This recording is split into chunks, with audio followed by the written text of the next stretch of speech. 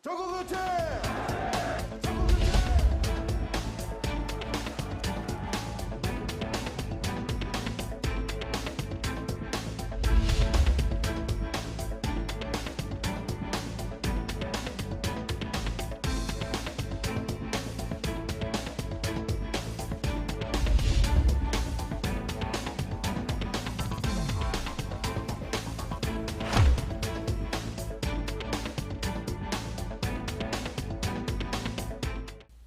맞짱 토론 시작하겠습니다.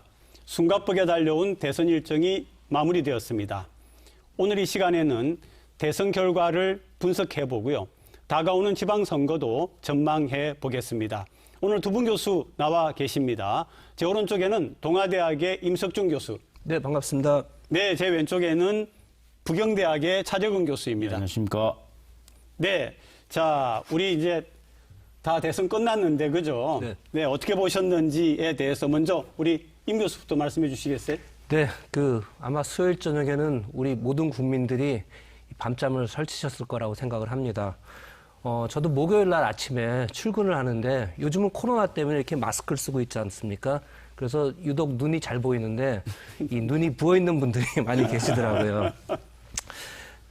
제가 보니까 개표 과정은 아주 박빙이라서 마치 흥미진진한 그런 경마 경주를 보는 것 같이 재밌었지만은 이 유세 과정은 상당히 진흙탕 싸움이고 그리고 뭐라 그럴까요? 네거티브가 난무해갖고 상당히 좀 보기가 껄끄러웠습니다. 제가 좀 더 구체적으로 몇 가지 포인트를 말씀드리겠습니다. 우선 출구조사가 매우 정확하게 나왔다는 점에 대해서 다시 한번 한국 사회과학계 그다음에 이 여론조사를 하시는 분들에게 존경을 표하고 싶고요. 두 번째는 과반 득표가 이번에 나올까 궁금했는데 결국은 그러지 못했습니다. 좀 아쉽습니다. 그다음에 동서 지역구도가 이제 지역 갈등이 이제 해소될까 생각했는데 이것도 결국은 아직도 이 동서 갈등이 굳건하다는 것을 보여주었고요.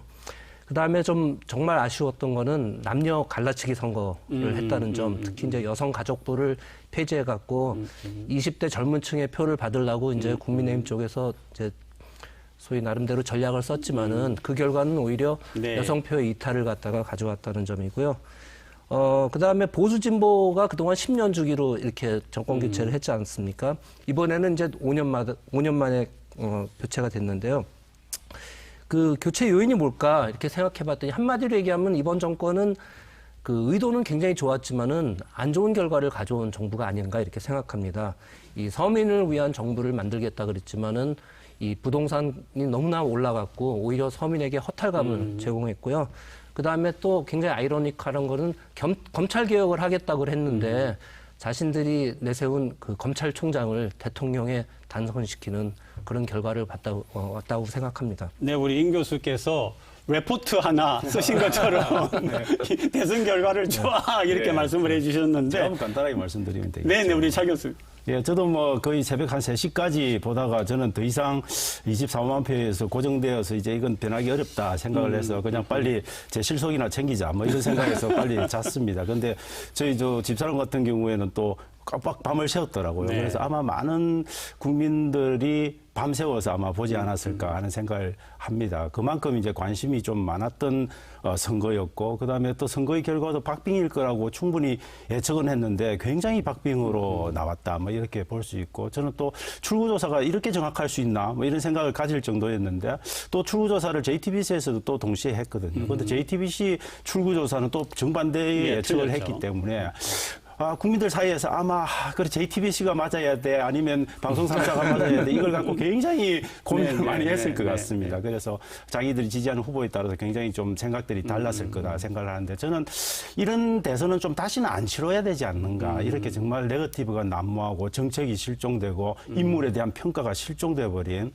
그래서 정말 진영 논리만 남아있는 이런 대선판은 다시는 좀 만들고 싶지 않다. 그래서 다음에 5년 후에 치러질 21대 대선은 정말 건전하고 국민들이 보고 웃고 누가 되든 안심하고 국정을 맡길 수 있는 그런 좀 대선판이 다시 만들어져야 되지 않는가. 그러기 위해서는 저는 지금 대통령 당선자가 된 윤석열 당선자가 대단히 잘해야 된다라고 봅니다. 갈라치기 하지 말고 적폐 수사하겠다고 공언하셨는데 그런 거 너무 신경 쓰지 마시고 좀 갈등 분쟁된 사회를 좀 봉합하고 이런 데 오로지 올인하면 저는 5년 후에 대해서는 정말 국민들이 바라는 화합하고 뭔가 축제의 장이 될 수 있는 그런 대선이 만들어질 거라고 생각합니다. 네, 두 분이 이야기해 준 것의 공통점은 역시 굉장히 긍정적으로 진행이 되고 내용이 긍정적이었다라기보다는 부정적인 그런 평이 그죠. 그래서 다음에 더 나은 선거가 되어야 된다 이렇게 말씀을 해주셨는데 짧게 혹시 30초씩만 우리 대선 결과를 이렇게 정리를 하는데 좀 추가적으로 얘기해 주실 게 있나요? 글쎄 저는 추가적으로 얘기하면은요, 사실은 좀 양당 구도가 이번에 좀 깨졌으면 했는데 네네. 역시 양당 구도가 더 강화되는 게 좀 아쉬웠고 그게 아마 미래 우리 정치권이 가지고 가야 되는 그런 숙제가 되지 않을까 이렇게 생각합니다. 네, 정치학자 입장에서 보면은 굉장히 중요한 얘기를 해줬는데, 네, 우리 차 교수. 예, 저는 저도 이제 다당제로 가는 게 당연히 맞다. 그래서 다양한 사회적인 그 이해관계가 표출되고 그런 것들이 조금 반영될 수 있는 그런 시스템이 맞다고 보고. 그런데 이런 부분들은 사실 후보 토론 과정에서 굉장히 정치개혁을 매개로 한 다당제로의 진화, 이걸 많이 말씀들을 하셨거든요. 그리고 상당 부분 중대선거구제 같은 데에 대해서는 후보들이 어떤 공감대를 만들었습니다. 저는 이제 대통령 됐다고 마음 바꾸시지 마시고 그 다당제로 갈 수 있는 다양한 종류의 정치개혁을 이재명 후보가 사실 제안하고 또 심상정 후보도 받고 안철수 후보도 받았지 않습니까? 그런 것들을 좀 저는 안고 가는, 그래서 좀 국회를 통해서 국회 협의해서 과감한 정치개혁을 하고 그런 과정에서 저는 이재명 후보도 주눅 떨지 말고 또 개입하고 뭐 이런 과정들이 조금 아름답게 진행되었으면 하는 바람. 제가 뭐 한마디만 더 한마디 드린다면요. 더, 예, 예. 뭐 시간이 있다면 굉장히 짧게. 그냥 우스갯소리인데요. 제가 그 선거 직전에 어머님을 뵀는데요. 네. 어머니가 물어보시더라고요. 누굴 찍을 거냐. 그래서 이제 말씀을 안 드렸죠, 물론. 근데 어머니가 자기는 이 3번 아니면 4번을 찍겠다고 그러셔요. 네, 그래서 네. 그 제 처가 어머니 그러면 사표될 텐데요. 그러니까 어머니가 아니 그래야지 우리나라도 마크롱 같은 대통령이 나오지 않나 이런 말씀하셔서 제가 어머니가 굉장히 수준이 그냥 어머님 그 제가 그냥 어머니의 그 아들 같아요. 그죠? 예. 지금 우리 이 방송을 아까 차 교수 하신 말씀도 그렇고 우리 윤석열 당선인께서 꼭 좀 봐야 되겠다는 생각이 들었습니다. 지금 이제 그다음에 이제 두 번째 주제를 위해서 원전에 대한 영상이 준비가 되어 있거든요. 특히 우리 부산 시민들에게는 굉장히 예민한 부분인데 영상 한번 보고 토론 이어가겠습니다.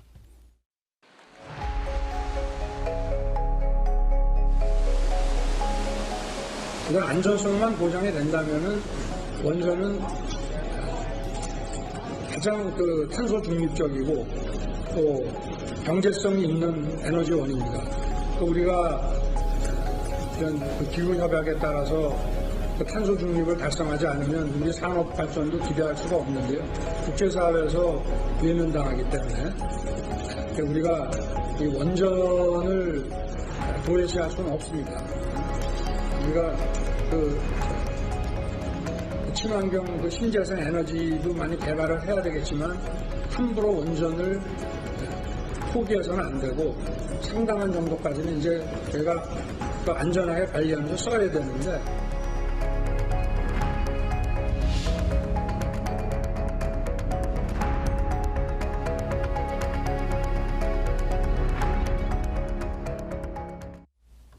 네, 윤석열 당선인의 원전을 도외시할 수 없다. 이런 발언을 우리가 봤습니다. 자, 여기에 대해서 우리 차 교수께서 이야기해 주시죠. 예, 저는 원전을 도외시할 수 없다. 그거는 기본적으로 맞다고 봅니다. 그리고 문재인 정부가 탈원전 정책을 한다고 해서 원전을 도외시한 정책은 저는 아니라고 봅니다. 기본적으로 원전을 장기적인 관점에서는 이건 위험한, 미래 세대의 위험한 기본적인 에너지 자산이니까는 줄이고 없애자. 그리고 그 빈 공간들을 좀 탄소 중립적인 관점에서의 신재생 에너지들로 채워나가자. 저는 당연히 그건 너무도 명백하게 옳은 방향이라고 봅니다. 단지 이제 저희들이 에너지 기본 계획이라든지 아니면은 전력 수급 계획이라든지 이런 것들의 다른 계획과의 어떤 밸런스를 맞춰가면서 완급 조절을 하는 게 굉장히 중요하고 저는 그 완급 조절의 부분에서 문재인 정부가 저는 잘 해온 측면이 있다라고 봅니다. 그래서 저는 윤석열 후보가 나름대로의 어떤 저런 탈원전 정책을 포기하고 뭐 진원주로를 갈지는 알 수 없습니다만 저 기본 방향은 뭐 동의를 할 수 있습니다만 저는 그럼에도 불구하고 원전을 장기적이고 미래적인 시각에서는 없애나가는 게 맞다. 그리고 그것들은 또 세계적인 추세이기도 하다. 그거에는 명백하게 저는 조금 동의를 해주시는 게 좋지 않을까 그렇게 생각합니다. 네, 이까지 이제 이야기가 나왔고요. 우리 임 교수 어떠십니까? 네, 이번 선거에서요, 사실은 그 양 후보가 그 다른 정책적으로는 이렇게 크게 차별화되지 않았습니다. 완전히 정말 유일하게 차별화됐다고 생각하는데요. 그 아시다시피 윤석열 후보는 탈원전 정책을 폐기한다 그랬고, 오히려 대한민국을 원전 최강국으로 만든다 그렇게 얘기했습니다. 저는 개인적으로 탈원전 정책을 폐기하는 게 옳다고 생각합니다. 두 가지 말씀드리겠는데요. 첫째는 그 우리의 그 원자력 발전 기술은 세계 최고 수준입니다. 그래서 사실 1950년대부터 우리가 그 GDP가 100불 이하일 때 이 과학자들을 해외에 보내갖고 많이 양성을 했습니다. 한 50년 넘게 우리가 꾸준히 투자해온 산업이고요. 그 결과 그게 토대가 돼갖고 한국형 원자로도 만들었고, 그 다음에 마침 원전을 수출하는 계기가 되기도 했습니다. 네. 두 번째, 그 글로벌 스탠더드가 원전 폐기라고 말씀하셨는데, 저는 오히려 미래 에너지가 원전이 주축이 되는 게 글로벌 스탠더드라고 생각을 합니다. 특히 이제 지구 온난화라든지 친환경 쪽에 이 대체 에너지를 이제 많이 했습니다. 풍력이라든지 무슨 태양력을 많이 했지만은 오히려 최근에는 태양력이 국토 황폐화를 가져오고 하는 이런 문제들도 많습니다. 그래서 요약하자면은 이 세계적인 경쟁력을 갖춘 산업이고, 그동안 우리가 오랫동안 투자해왔고, 그 다음에 미래 지향적인 친환경 이기 때문에 원전이 지속되는 게 맞다고 생각합니다. 아마 우리 차 교수도 반론이 있으시겠죠? 저는 기본적으로 원전, 유럽이 탈원전으로 가고 있는 추세만큼은 저는 거스를 수 없다라고 봅니다. 근데 완급 조절을 하고 있죠. 프랑스도 그렇고 독일도 그렇고 완급 조절을 하고 있고, 왜냐하면 신재생 에너지를 만드는 대체하는 속도들이 늦기 때문에 그런 완급 조절이 충분히 가능하지만, 저는 독일도 그렇고 프랑스도 그렇고 모든 대부분의 핀란드도 그렇고 대부분의 원전을 끼고 있는 유럽 국가들은 탈원전으로 가는 추세를 저는 멈추지 않고 있다라고 봅니다. 그 부분을 저는 명백히 알 필요가 있는 거고, 그다음에 저는 원전이 갖고 있는 사회적 비용, 이거는 사실 원가 계산에도 안 들어가 있습니다. 저희들 지금 원가 계산할 때 그 킬로와트당 43원에서 48원 정도 계산을 하고 있거든요. 그거 터무니없는 계산 방법입니다. 실제적으로 사회적 비용, 근데 재난이 발생했을 때 겪게 되는 코스트라든지, 그다음에 무엇보다도 원전 폐기물이 나오는데 그 폐기물을 어떻게 폐기할 건지, 이 부분에 대해서는 엄청난 비용을 지불해야 되는데, 그런 비용들이 사실은 대단히 축소돼 가지고 원가 비용에 들어가 있는 겁니다. 그런 부분들을 따지자면 결국은 비용 측면에서 훨씬 더 지금 있는 다른 종류의 에너지들보다 더 많이, 신재생 에너지보다 더 많이 비용이 들어갈 수도 있는 거고, 그다음에 한 가지 또 중요한 점은, 저희들이 지금 근데 전력 수급 계획 같은 것들을 보면 정부에서는 에너지 수요가 더 많이 늘 거라고 생각을 합니다. 그런데 인구는 점점 줄어들고 있고, 그다음에 모든 전자장치라든지 모든 산업 생산물들이 저전력을 쓰는 그런 방향으로 가고 있습니다. 그래서 결국은 에너지 수요가 계속 줄어들고 있는 느낌이 있는 겁니다. 그런 부분들이 저는 좀 과대 포장돼 가지고 결국 에너지가 필요한 걸로 자꾸 착각하게 만드는 건 저는 잘못된 거다. 그래서 결국 장기적으로는 탈원전으로 가는 게 저는 맞다, 그렇게 보는 거죠.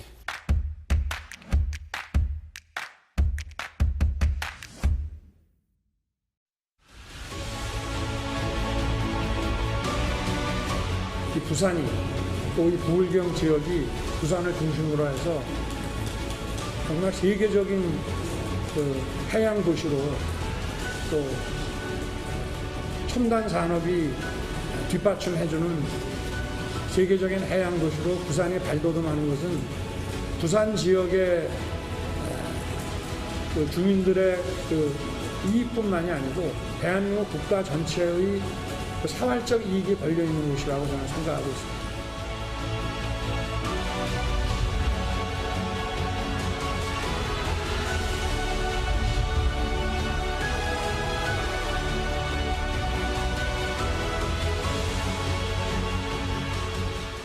네, 우리 경제가, 특히 우리 부산을 위시한 지역 경제가 너무 어렵다 보니까 사실은 메가시티라고 하는 단어가 처음 나왔을 때 굉장히 우리가 좀 뭔가 희망이 있을 것 같은 그런 느낌을 받았거든요. 우리 오늘은 또 공약이 있었기 때문에 메가시티에 대하여서 두 분의 토론을 들어보겠습니다. 먼저 임 교수. 네, 우선 메가시티에 대해서 간단하게 좀 설명을 드리겠습니다. 지금 수도권이 한 1,000만, 그 다음에 2,000만 정도 되죠. 경기, 인천까지 포함하면은, 이렇게 규모의 경제도 되고, 이렇게 크게 수도권 중심으로 발전되고 있는데, 이 우리 동남권 혹은 남쪽에서도 한 인구 1,000만 정도의 규모의 경제를 가져가야겠다 하는 이런 구상으로 시작됐고요. 그래서 균형 발전을 위해서는 제2의 그런 이 성장 축이 있어야 된다는 그런 큰 아이디어죠.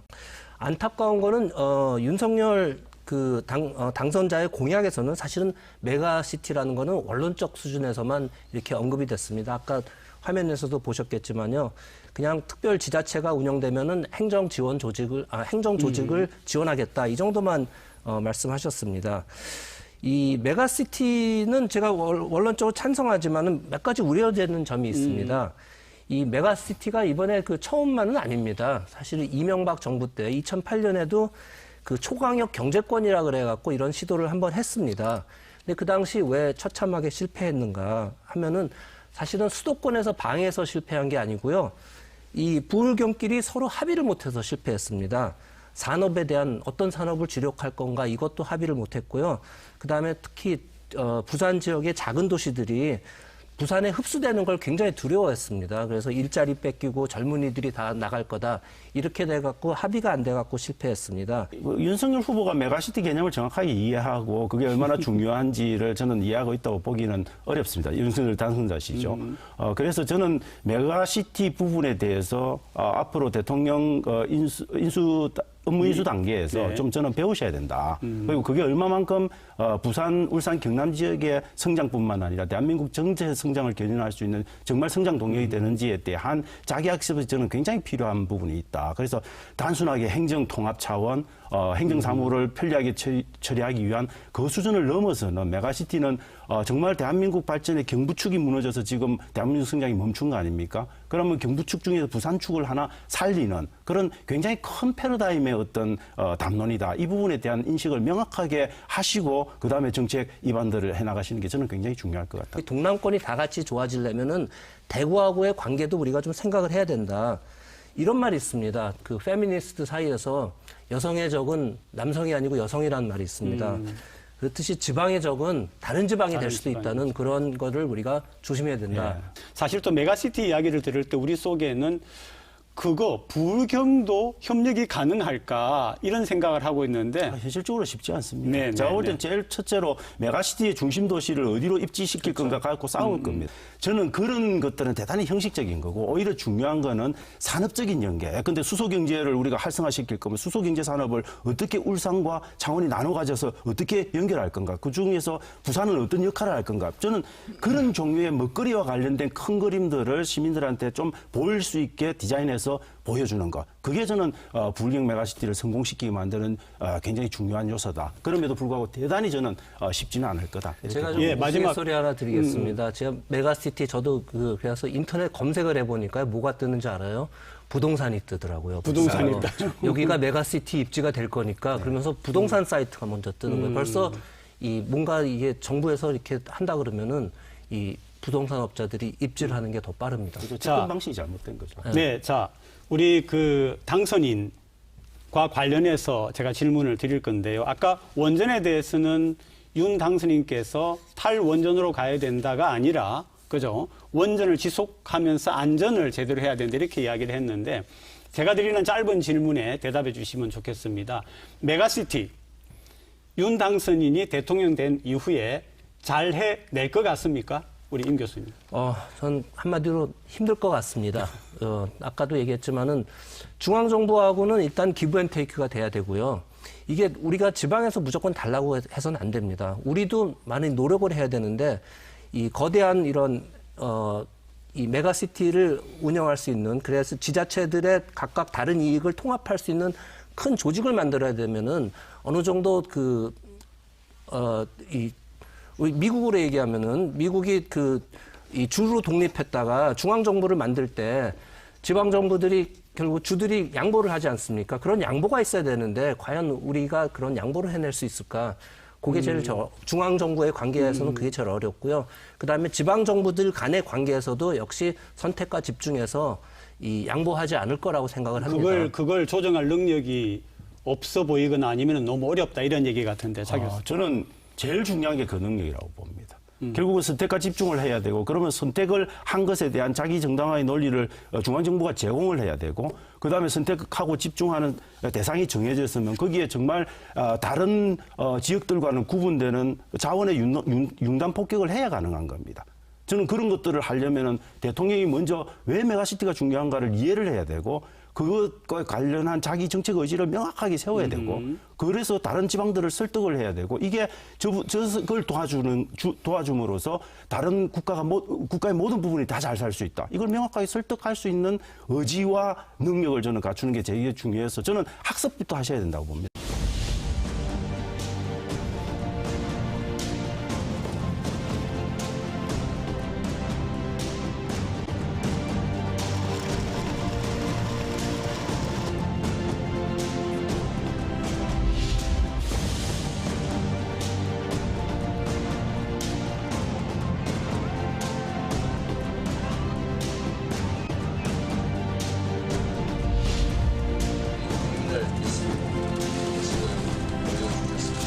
다 저의 부족함 때문입니다.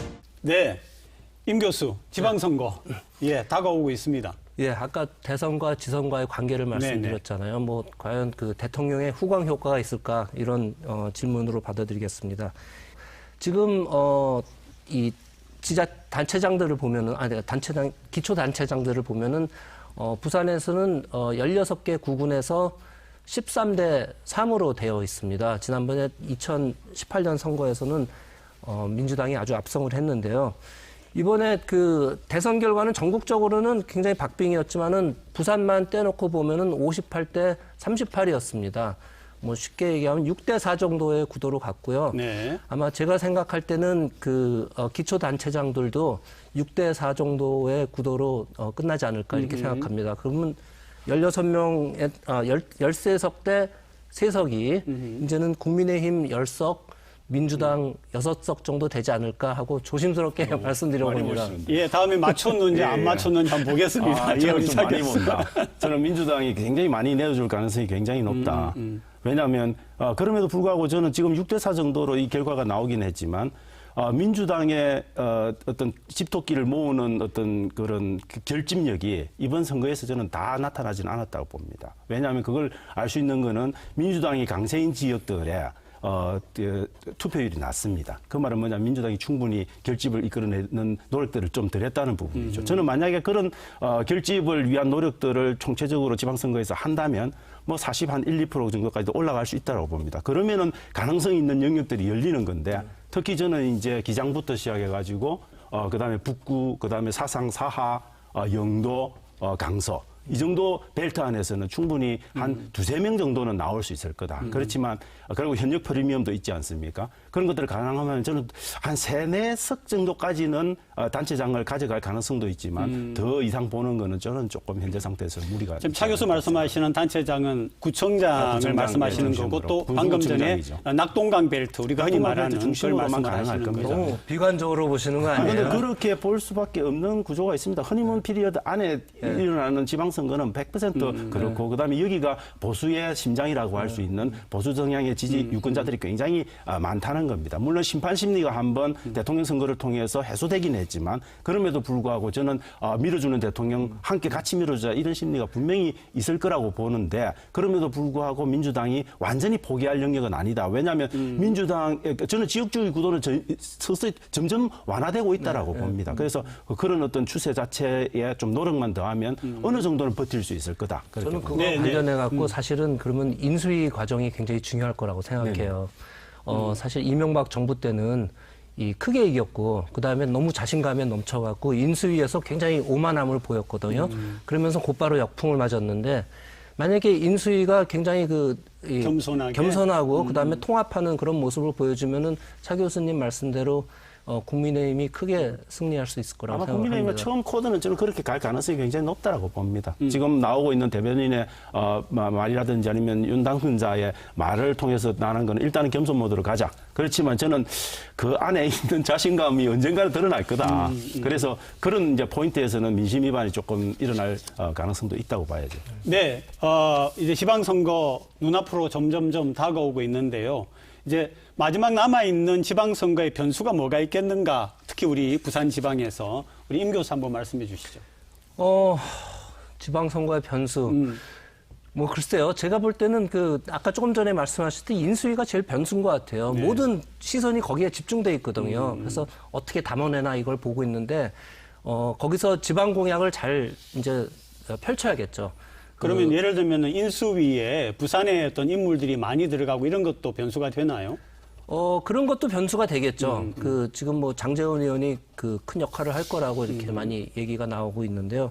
그런 거 당연히 우리 부산 지분이 얼마큼 있나 이거는 고려가 되겠고 아마 가시적인 고려가 되겠죠. 그다음에 내용적인 측면에서는 실제로 지방을 위한 이 정책들이 얼마큼 구상되느냐 이런 게 중요할 거라고 생각합니다. 우리 차 교수 어떻게 저는 두 보십니까? 가지 포인트가 있다고 봅니다. 첫째로 하나는 안철수 대표와 합당 문제가 있습니다. 합당하고 나면은 지방선거에서 공천 지분에 대한 배려를 해야 됩니다. 이 부분도 아마 부산에서도 그 문제가 불거질 가능성이 있고요. 그래서 상당히 공천을 놓고 잡음이 날 가능성이 있다. 그다음에 또 다른 여당 내에서의 공천 잡음 가능성은 저는 선거가 끝나고 나면 농공행상해야 됩니다. 농공행상 하게 되면 공천을 갖고 할 수밖에 없는 거죠. 그 과정에서 아마 많은 불만이 제기될 가능성, 그래서 다시 뭐 탈당하거나 무소속 출마하거나 이런 종류의 일들이 벌어지면 그래도 민주당이 40% 정도는 가져갈 수 있는 정당이기 때문에 어부지리를 취득할 가능성이 저는 더 높아질 수도 있다. 그렇게 봅니다. 네, 이제 마지막으로 이제 마무리 발언 청하겠습니다. 임 교수, 차 교수 해주시죠. 국민의힘도 이겼지만은 사실은 반쪽의 이 승리를 가져온 겁니다. 그래서 나머지 반의 목소리를 기울여야 된다고 생각하고요. 정말 단결하는 그다음에 이 대한민국의 모습을 보고 싶습니다. 마지막으로 지방선거하고 관련해 갖고요. 지방선거는 풀뿌리 민주주의의 꽃입니다. 그래서 이번 지방선거에서는요. 대선과는 다르게 이렇게 진흙탕 싸움을 하지 말고 좀 정책이 앞서는 그런 지방선거를 보고 싶습니다. 우리 차 교수. 네. 예, 저는 0.7%의 차이가 보여주는 민심이 뭐냐에 대해서 저는 윤석열 당선자는 고민해봐야 된다. 그래서 정말 그 민심을 제대로 읽는다면 갈등보다는 통합과 봉합을 위한 그런 정책들을 과감하게 펼쳐야 된다라고 보고 있고, 그다음 또 이재명 당선자 제가 볼 때는 이재명 후보 같은 경우는 0.7%로 졌습니다. 그렇지만 깨끗이 승복했습니다만 저는 이재명 후보자 같은 경우에도 저는 정치 생명의 끝이 아니라고 봅니다. 이제 출발점이라고 생각을 하고 저는 전진 없이 민주당의 개혁을 위해서 전진 없이 좀 중단 없는 전진을 계속 해주면 전체적으로 대한민국의 밸런스가 당선자도 그렇고 또 이 패배한 후보자도 그렇고 뭔가 역할을 할 수 있는 그런 시간이 되지 않을까 생각을 합니다. 부경대학의 차재공 교수, 동아대학의 임석중 교수였습니다. 나와주셔서 고맙습니다. 네, 감사합니다.